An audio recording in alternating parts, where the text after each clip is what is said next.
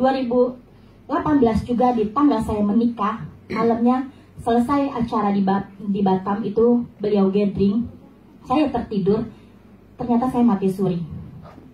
Tuhan menjemput saya dengan cahaya yang sangat terang di depan televisi dan mengatakan, Meiti, tugasmu sudah selesai.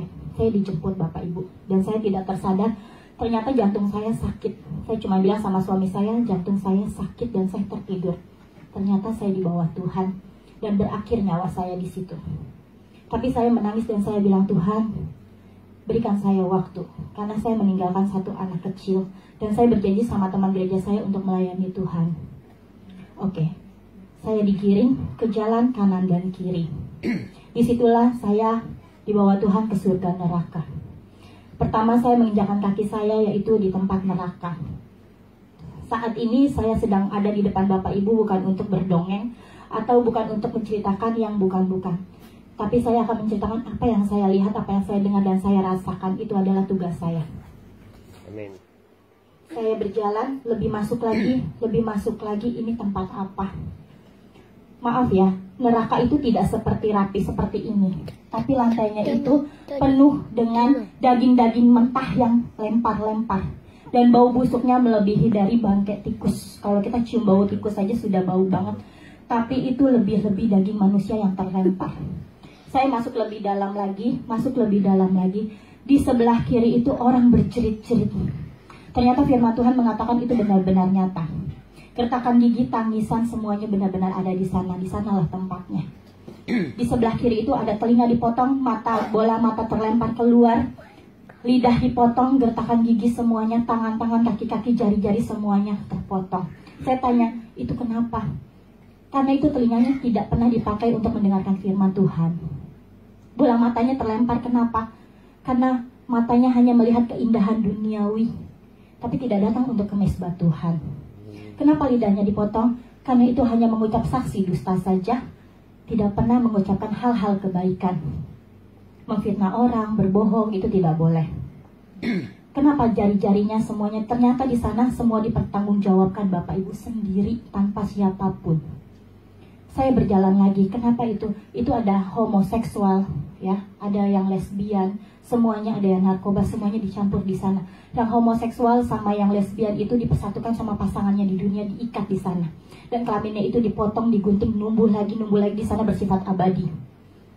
Saya jalan lebih dalam lagi, di tengah-tengah itu ada penggorengan besar, yaitu kalau memang bapak-bapak, ibu-ibu sudah melihat contoh-contoh gambar-gambar neraka itu, ya itulah penggorengan, api perapian yang kekal. Di situ kita akan masuk, satu-satu berbaris dan satu-satu akan terlempar masuk ke sana, dan itu muncul lumer seperti lilin, muncul lumer dan itu terus-terusan. Dan di situ tidak ada lagi kesempatan untuk bertobat. Kalau mau bertobat, bertobatlah saat ini juga. Mumpung Tuhan kasih kesempatan untuk kita bertobat, jangan sia-siakan waktu yang ada seperti saya. Saya sempat meninggalkan Tuhan. Hampir saja. Cuman saya ingat kata-kata orang tua saya, jangan pernah jadi wanita malang. Jangan pernah jadi pelacur, sesusah apapun hidupmu, tetap andalkan Tuhan. Puji Tuhan, Tuhan mengirim saya ke tempat ini. Terus saya berjalan lagi, lebih dalam lagi, saya bilang, Tuhan, kenapa Tuhan bawa saya ke tempat ini?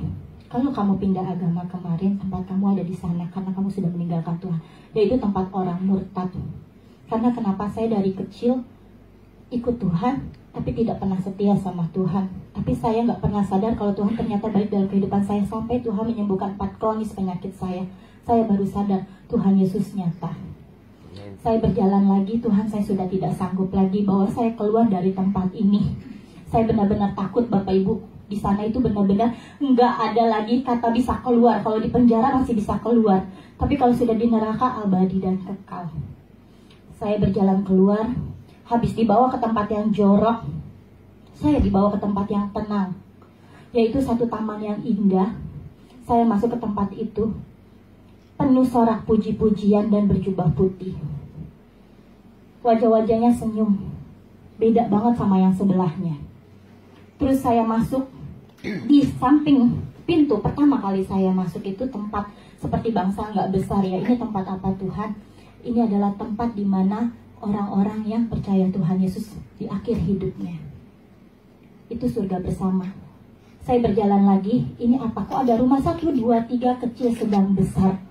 Inilah rumahmu di surga. Kamu punya rumah di bumi, punya rumah di surga. Apa yang kamu perbuat terhitung di surga. Jadi apa yang kita lakukan di bumi ini, sama kita lagi mengumpulkan batu bata, pondasi, rumah, semuanya itu tercetak di sana. Tinggal tergantung kita dapat rumah yang mana. Kecilkah, sedangkah, besarkah, sesuai perbuatan kita. Dan kita menanti janji Tuhan. Saya berjalan lagi, mau dibawa kemana lagi? Satu kerajaan, tapi saya nggak boleh masuk ke tempat itu. Terakhir adalah ujung, yaitu satu seperti gudang, ruangan yang agak gelap. Ini apa Tuhan, tempat apa? Kok banyak rak-rak, kontainer gitu ya, lemari-lemari, dibuka satu. Ternyata apa yang terjadi Bapak Ibu, di sana ada ginjal, duk, duk, duk. Di sana ada jantung, dan di sana sudah ada nama-namanya. Saya membawa kamu ke tempat ini untuk kamu sadari betapa baiknya Tuhan Yesus. Kalau ternyata jantung saya nggak balik lagi, saya dikasih jantung yang baru. Saya dikasih usus yang baru melewati operasi tersebut. Saya dikasih paru-paru yang baru. Saya dikasih kesempurnaan tubuh yang perfect, kembali normal, lebih bagus dari yang sebelumnya. Saya dibuat sadar, oh Tuhan, ternyata Tuhan Yesus sudah menyediakan gudang-gudang surga di sana. Semua organ tubuh kita ada di sana. Tergantung kita percaya atau tidak. Tuhan Yesus, apa tugas saya? Kembalilah. Jangan sia-siakan kesempatan yang ada. Tugas saya adalah bersaksi. Tapi saya nggak bisa ngomong di atas mimbar. Saya bilang gitu. Biar Roh Kudus yang bekerja.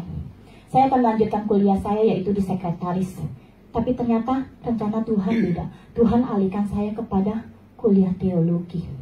Ternyata Tuhan mau membawa saya ke jalurnya. Sekarang saya sudah menjalani sekolah teologi. Dan Tuhan naikkan tingkat saya menjadi tangga yang baru.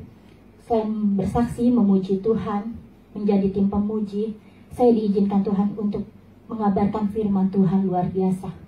Bahkan Tuhan naikkan tingkat lagi untuk apa? Pelepasan. KKR, orang-orang yang merindukan Tuhan, orang-orang yang punya sakit penyakit. Kalau Tuhan mau pakai kita, benar-benar mukjizat ada. Amin. Siapapun itu, asal kita percaya Tuhan bekerja. Demikianlah kesaksian saya. Saya akan